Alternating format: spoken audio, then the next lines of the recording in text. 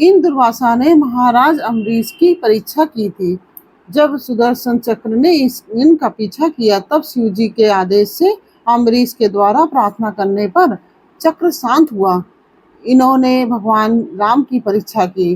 काल ने मुनि का वेश धारण करके श्री राम के साथ यह शर्त की थी कि मेरे साथ बात करते समय श्री राम के पास कोई ना आए, जो आएगा उसका निर्वासन कर दिया जाएगा।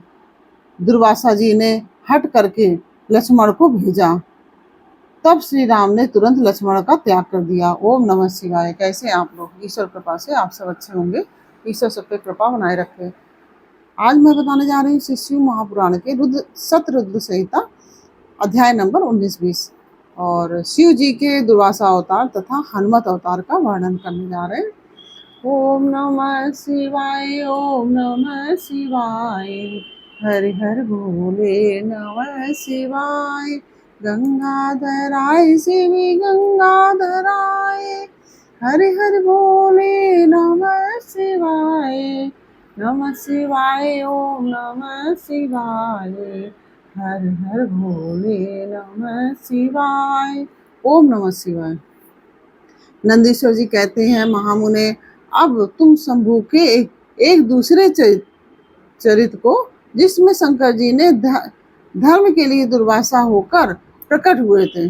शंकर जी धर्म के लिए, शंकर जी ही दुर्वासा ऋषि हैं, यानी ये आपको मैं बता रही हूँ। शंकर जी धर्म के लिए दुर्वासा होकर प्रकट हुए थे। प्रेम पूर्वक श्रवण करो। अनसुईया के पति ब्रह्मवेत्ता तपस्वी अत्रि ने ब्रह्मा जी के निर्देशानुसार पत्नी सहित ऋक्षकुल पर्वत पर जाकर पुत्र कामना से घोर तप किया।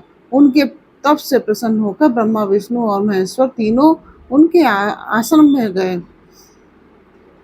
उन्होंने कहा कि हम तीनों संसार के ईश्वर हैं। हमारे अंश से तुम्हारे 3 पुत्र होंगे, जो त्रिलोकी में विख्यात तथा माता पिता का यश बढ़ाने वाले होंगे। यूं कहकर वे चले गए।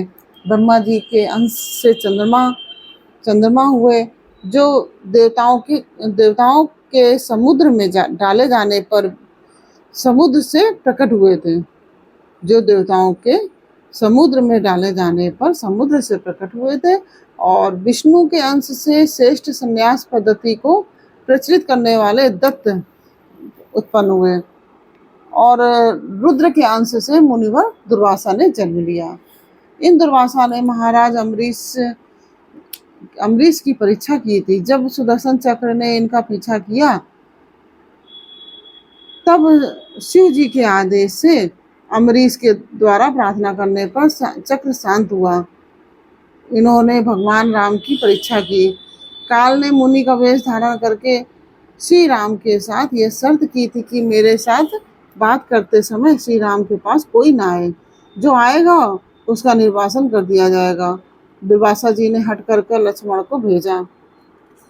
तब श्री राम ने तुरंत लक्ष्मण का त्याग कर दिया। उन्होंने भगवान श्री कृष्ण की परीक्षा की और उनको श्री रुक्मणी सहित रथ में जोता। इस प्रकार दुर्वासा मुनि ने अनेक विचित्र चरित्र किए।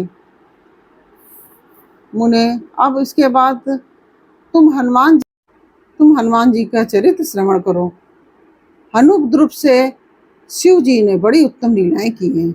विप्रवर, इसी रूप से महेश्वर ने भगवान राम का परम हित किया था। यह सारा चरित्र सब प्रकार के सुखों का दाता है।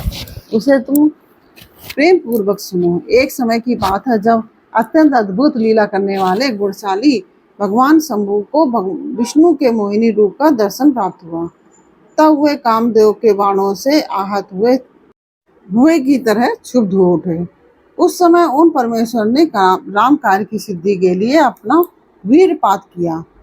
तब सप्त ऋषियों ने उस वीर को पत्र पुटक में स्थापित कर दिया, क्योंकि शिव जी ने ही राम कार्य के लिए आदर पूर्वक उनके मन में प्रेरणा की थी। तत्पश्चात उन महर्षियों ने शंभु के उस वीर को राम कार्य की सिद्धि के लिए गौतम कन्या अंजनी में कान के रास्ते स्थापित कर दिया। तब समय आने पर उस गर्भ से शंभु महान बल पराक्रम संपन्न वानर शरीर धारण करके उत्पन्न हुए।